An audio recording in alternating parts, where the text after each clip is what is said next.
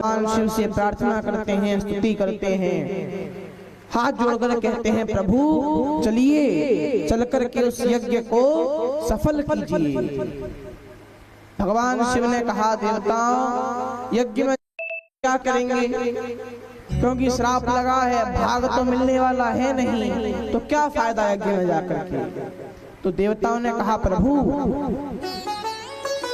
आज के बाद जिस यज्ञ में जो अवशेष सामग्री बचेगी, यज्ञ होने के पश्चात जो सामग्री शेष बचेगी वही आपका भाग होगा। भगवान शिव ने कहा ठीक है भैया, हमारे लिए तो वही बहुत है जो बच जाए। इस प्रकार से जब कहा तो भगवान शिव सभी देवताओं के साथ में हरिद्वार में आए। आकर के कहा देवताओं जजमान जी को बुलाओ। और सारे देवता बोले महाराज जजमान जी का धड़ तो जे पड़ा और शरीर स्वाहा हो गया, अब आप ही कुछ करिए। भगवान शिव को याद आया कि दक्ष को श्राप मिला था कि बकरे का मुख लगेगा, तो भगवान शिव ने बकरे का मुख मंगवाया और बकरे का मुख दक्ष प्रजापति के लगाया, दक्ष को पुनर्जीवित किया। अब दक्ष को भगवान शिव की महिमा समझ में आई, हाथ जोड़ करके भगवान शिव की स्तुति करी, प्रार्थना करी।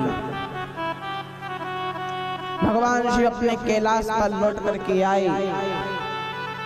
समय बीता और कुछ वर्षों के पश्चात देवी सती हिमांचल राज के और मैना के यहाँ पार्वती बनकर के प्रकट हुई और पुनः भगवान शिव को प्राप्त किया।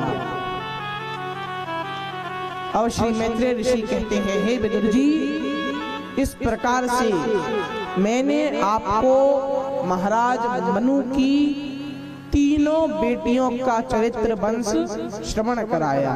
आकुति, देवहूति और प्रसूति तीनों की कथा को श्रवण किया। अब जो दो बेटे हैं प्रियव्रत और उत्तानपाद, उन दोनों पुत्रों की कथा का मैं आपको श्रवण कराता हूँ। और उन दोनों में से पहले उत्तानपाद की कथा को आप श्रवण कीजिए। मैत्रेय ऋषि कहते हैं हे विदुर जी, जाय उत्तानपादस्य सुनीति सुरुचिस्तयो सुरुचि प्रेयसी पत्न्युर् नेतरायत सुतो ध्रुवम।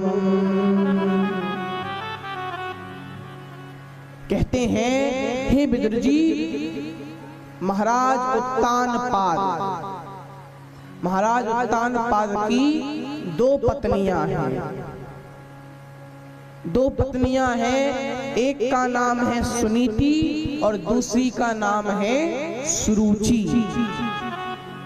दोनों के एक एक पुत्र है। सुरुचि का पुत्र है उत्तम और सुनीति का पुत्र है ध्रुव। लेकिन महाराज उत्तानपाद सुरुचि से ज्यादा प्रेम करते हैं, सुनीति से प्रेम नहीं करते। देखिए यही हम कर रहे हैं। सुनीति अर्थात बुद्धिमानी और सुरुचि अर्थात मनमानी। हम लोग क्या कर रहे हैं, हम लोग बुद्धिमानी से कोई काम नहीं करते बल्कि मनमानी से करते हैं। जो मन में आया वो करते हैं। सुनीति का अर्थ है कि नीति में रहें, यानी शास्त्र जो कहते हैं हम वो करें। और सुरुचि का अर्थ है कि भैया शास्त्र पढ़ गए पुराने, शास्त्रों को छोड़ो, जो मन में आए सो करो।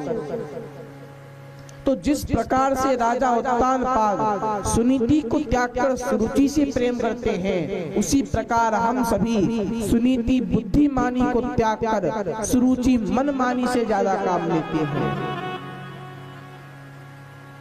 यही सबसे बड़ी विडंबना है। बोलो राधे राधे। मैया भगवान का नाम जोर से लेना चाहिए। अच्छा, भगवान का नाम लेते हो तो आपका कुछ जाता तो है नहीं, बल्कि खाते में जुड़ जाता है कि एक बार भगवान का नाम और लिया है तो जाने से तो रहा आता ही है। इसीलिए भगवान का नाम सभी को लेना चाहिए और जोर से लेना चाहिए। अच्छा मैया, हमको एक प्रसंग याद आ गया, आपको सुनाए? बताओ सुनाए कि नहीं सुनाए? बताओ, कुछ तो बोलो। सुनाए? तो ध्यान से सुनना। एक बार क्या हुआ, दो भाई थे, दो भाई थे। तो दोनों भाई और इनके पिताजी घर में रहते थे। पिताजी तो गुजर गए, पिताजी गुजर गए। अब बस ये दोनों भाई बचे। सो दोनों भाइयों ने बंटवारा किया।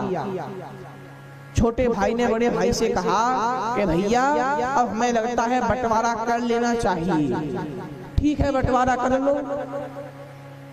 तो छोटे भाई ने कहा कि देखिए भैया, बड़े भाई से, आप बड़े हैं तो एक काम कीजिए, आप बंटवारा कर दीजिए।